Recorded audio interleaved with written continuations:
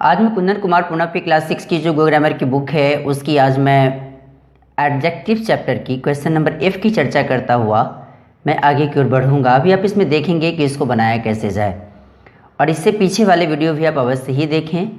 और हर एक class wise मैं प्लेलिस्ट बनाया हूँ, उस प्लेलिस्ट से भी आप चाहे तो अलग अलग क्लास के लिए आप वीडियोज़ इसमें सर्च कर आप पढ़ सकते हैं।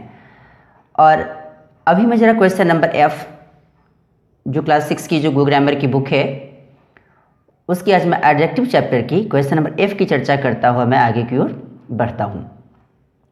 पहले इसे समझिए कि सिनोनिम्स एंड एंटोनिम्स, इसे साइनोनिम ना पढ़ें आप, इसे सिनोनिम ही पढ़ें। सिनोनिम का मतलब होता है सिमिलर, बोले तो पर्यायवाची, और एंटोनिम्स का मतलब होता है उल्टा, जिसको आप विपरीत भी कहते हैं या जिसको आप अपोजिट के नाम से इसको आप जानते हैं।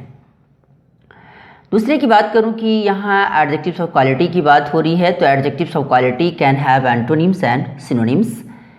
कहता है क्या कि एडजेक्टिव्स ऑफ क्वालिटी क्या क्या हो सकता है, तो एंटोनिम्स भी हो सकता है और सिनोनिम्स भी हो सकता है।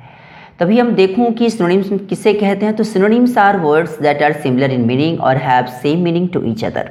अभी मैंने बताया ही कि सिनोनिम्स जिसको आप पर्यायवाची के नाम से जानते हैं, इसका मतलब ही होता है कि वो ऐसे वर्ड्स होते हैं जिसकी मीनिंग सिमिलर होती है, बोले तो सेम उसकी मीनिंग होती है प्रत्येक वर्ड के लिए। जैसे कि एफुल की बात करूं, टेरिबल की बात करूं। अब मैं दूसरा बात करूँ कि एंटोनिम्स यहाँ आपको दिया गया है, तो antonyms are words that have opposite meaning to each other. जैसे कि मैं बात करूँ कि एंटोनिम्स का मतलब ही होता है जो कि प्रत्येक मीनिंग का क्या होता है, वो अपोजिट होता है। और दूसरे की मैं बात करूँ F नंबर में, कि F नंबर दिया ही है कि circle the synonym of the adjectives given in the brackets. यहाँ दिया है सारे वर्ड्स आपके ब्रैकेट्स में दिए गए हैं और प्रत्येक सेंटेंस में इसके सिनोनिम भी दिए गए हैं। प्रत्येक सेंटेंस में यहाँ जो देख रहे हैं ना, यहाँ एस्केप ये वाले वर्ड के मुताबिक आपको इसमें से ढूंढने हैं, तो मैंने इसे सर्कल पहले ही कर चुका है क्योंकि कम समय में ज़्यादा से ज़्यादा मटेरियल आपको दिया जा सके। तो आप देखेंगे कि यहाँ दिया है कि my father is ill so I am unhappy, तो यहाँ सॉरोफुल दिया है। सॉरोफुल का मतलब उदास होता है और यहाँ अनहैप्पी का मतलब भी उदासी होगा। तो मेरे पापा बीमार हैं इसलिए मैं उदास हूँ। These artifacts are expensive but durable. ये सारे जो आर्टिफैक्ट्स हैं, ये सारे आर्टिफैक्ट्स क्या हैं, एक्सपेंसिव हैं, लेकिन खर्चीले तो हैं लेकिन ड्यूरेबल हैं, बोले तो टिकाऊ भी हैं। मतलब क्या है कि जब टिकाऊ है तो इसका मतलब क्या है कि मजबूत भी होंगे वो।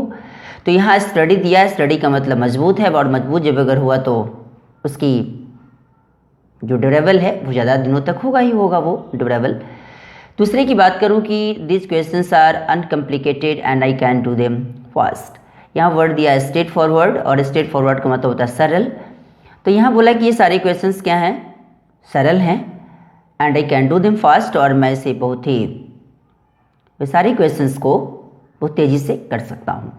इसलिए यहाँ अनकम्प्लिकेटेड वर्ड स्ट्रेट फॉरवर्ड का क्या है, सिनोनिम है। I need specific instructions to complete this difficult task.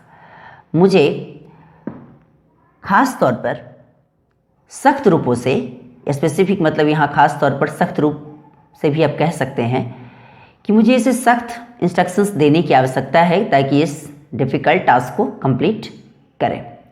तो यहाँ देखते हैं कि यहाँ प्रिसाइज है, प्रिसाइज का मतलब सख्त होता है, तो यहाँ स्पेसिफिक मतलब भी सख्त के रूप में ही इसे लगाएं, खास रूप से।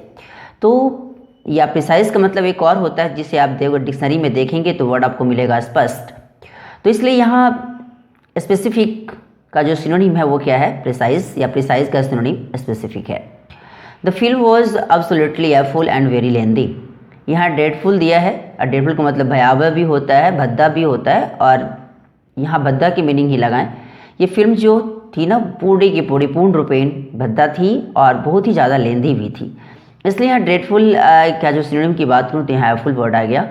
New Delhi is a large city with many historic monuments.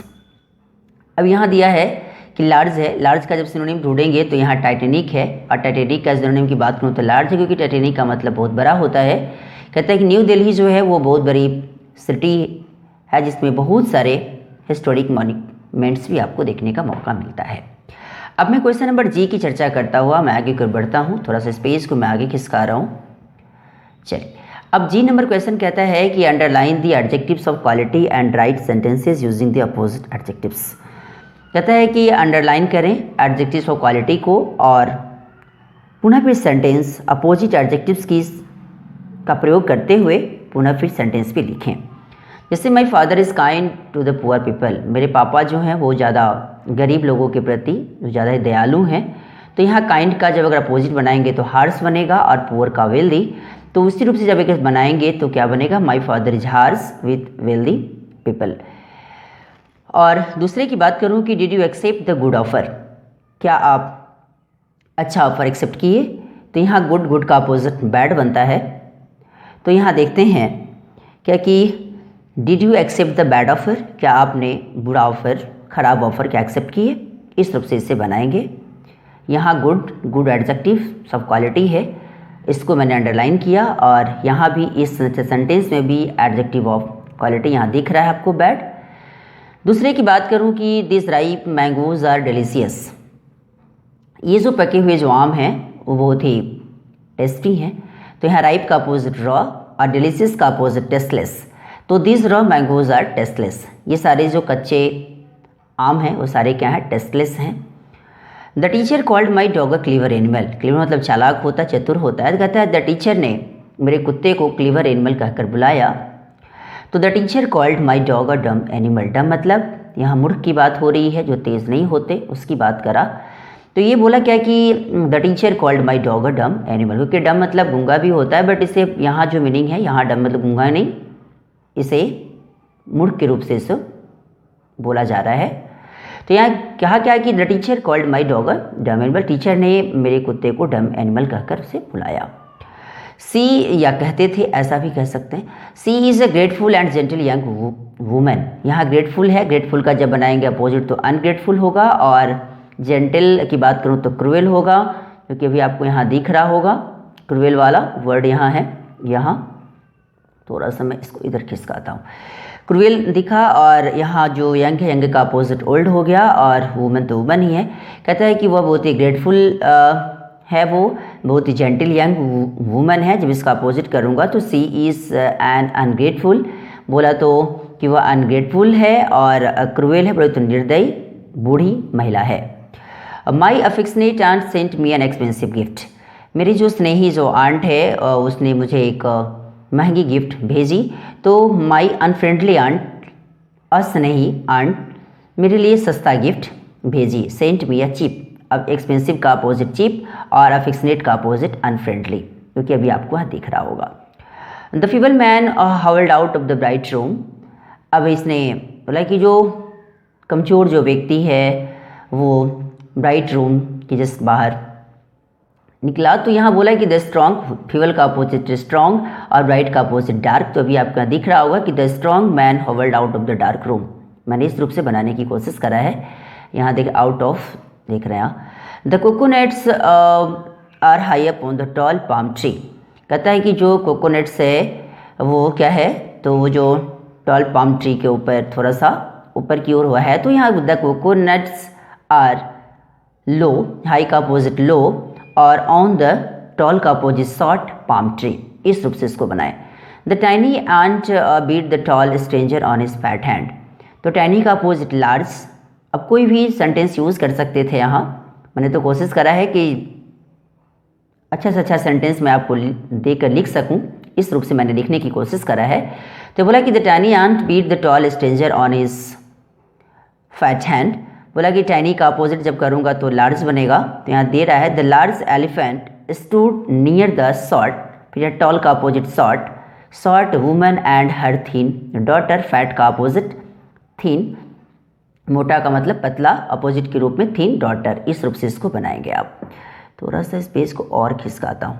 चलिए अब मैं देखूँ तो पता चलेगा आपको कि Mickey saw a huge snake in the shallow lake, shallow मतलब छिछला, बोले तो नॉट गहरा, बोला तो ज़्यादा गहरा नहीं, और ह्यूज मतलब तो जानते ही हैं विशाल होता है। तो कहता है क्या है कि Mickey saw a tiny insect, tiny है, टाइनी छोटा ही होता है, tiny insect while I was sailing in the deep ocean।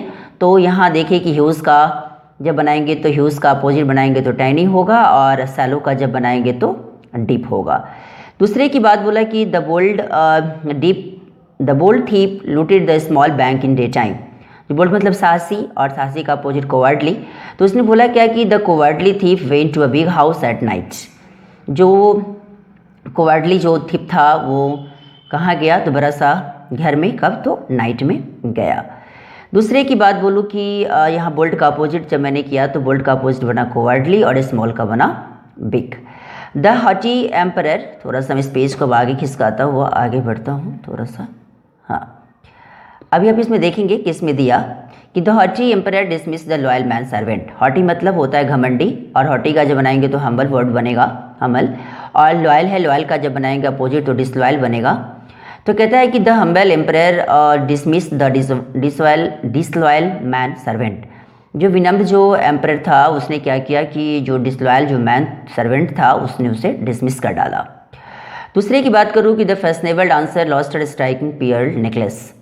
अब क्या किया कि जो फैशनेबल जो डांसर है वो अपनी जो स्ट्राइकिंग बोले तो असाधारण जो पियर नेकलेस है उससे उसे खो डाली या खोली। तो फैशनेबल का अपोजिट अनफैशनेबल, और स्ट्राइकिंग का जब बनाएंगे तो ऑर्डिनरी। तो the unfashionable dancer lost her ordinary pearl necklace, इस रूप से इसे बनाएंगे। These stale fruits are being sold cheap. ये जो स्टोल है बोले तो बासी, स्टेल फ्रूट्स है जो वे सब जो बासी फ्रूट्स हैं वे क्या किए जा रहे हैं, तो सस्ते दामों में बेचे जा रहे हैं। तो इसे आप क्या बनाएंगे, तो those fresh fruits are being sold costly.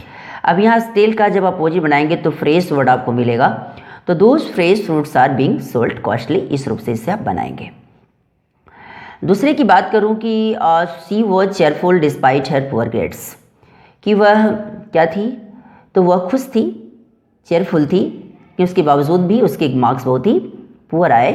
तो इस रूप से अभी आप देखते हैं क्या कि हर पुअर ग्रेड्स, इसके बावजूद भी उसके मार्क्स कैसे थे, पुअर ग्रेड्स थे। तो she was depressed despite her good grades.